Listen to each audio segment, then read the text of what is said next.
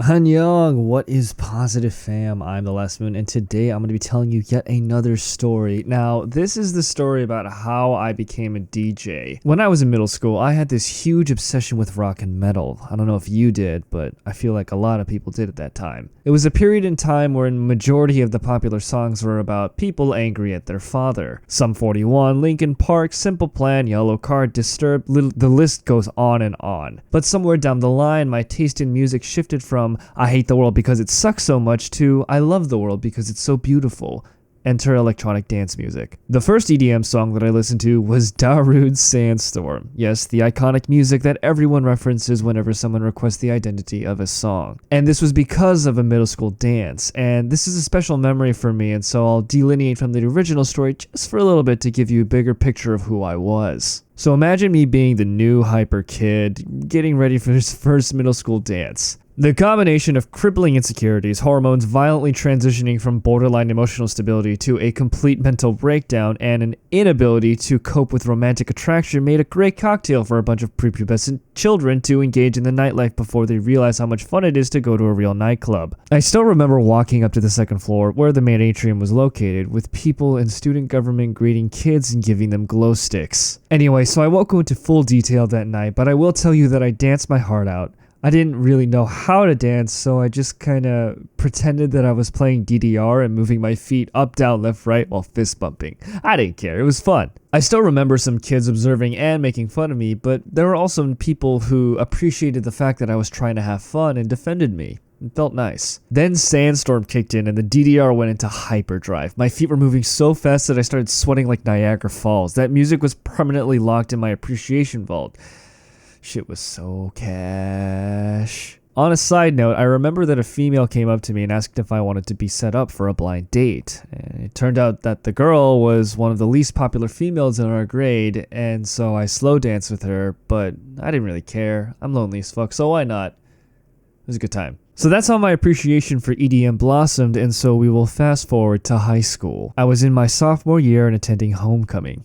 Jesus. It was terrible. I mean, the music was not so good. It was like one of those not the right place at the right time kind of deal, and I was thinking that I could do so much better. And it was at this time that I developed a curiosity for nightclubs, which is why I chose to participate in the aftergrad of that year. So I did my research into the kind of music that nightclubs played and tried to use that as a basis for how homecoming music should be played, at least when it came to dancing. Luckily, EDM was the most popular choice, and so I went on the quest to find as much of the best EDM of that time. I spent countless hours surveying people for their taste, looking into sites that listed popular EDM, and started to teach myself the fundamentals of how to DJ. During my junior year, I looked into equipment and decided to buy genuine turntables like the ones DJs are stereotypically attributed with. I was so lucky to find someone on Craigslist who had a full set of turntables. Now, it wasn't cheap, but I was thrilled to finally get started in gathering equipment for an amazing hobby. However, since we lived in the digital age, I also had to purchase an interface so I could hook it up to my music library.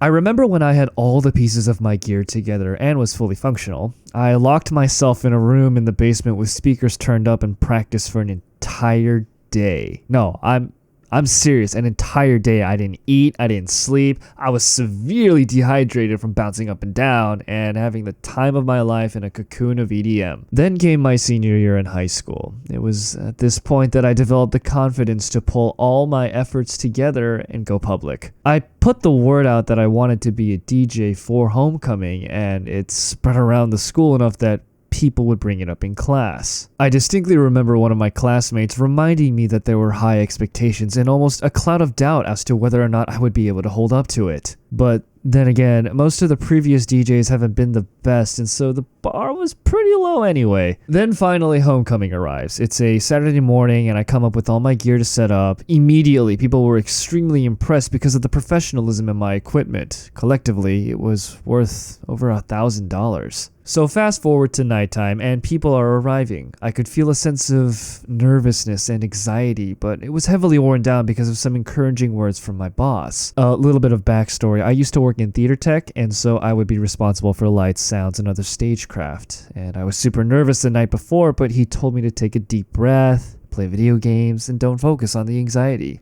It helped a lot.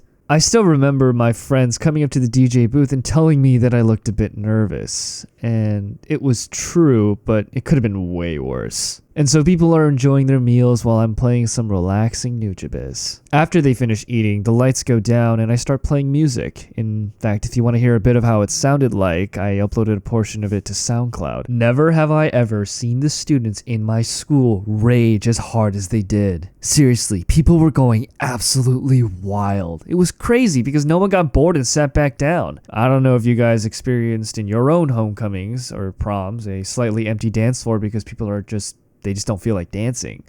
But I've noticed this would happen in previous homecomings and I wanted to change that. And so I did. It was like experiencing a nightclub and my fellow students really seemed to enjoy the hard work I put into a killer performance. I remember people groaning when they turned on the lights because they were having so much fun. I could see the huge amount of respect and approval from students and faculty. It was a huge boost to my confidence. I learned that I can do anything I put my heart and soul into, and I hope this inspires you to do the same. And so, while I don't really DJ as much as I used to, I still have a huge appreciation for it. When I was in college, I joined a predominantly white lacrosse fraternity because they wanted to give me a chance after I demonstrated my love for EDM and DJ skills.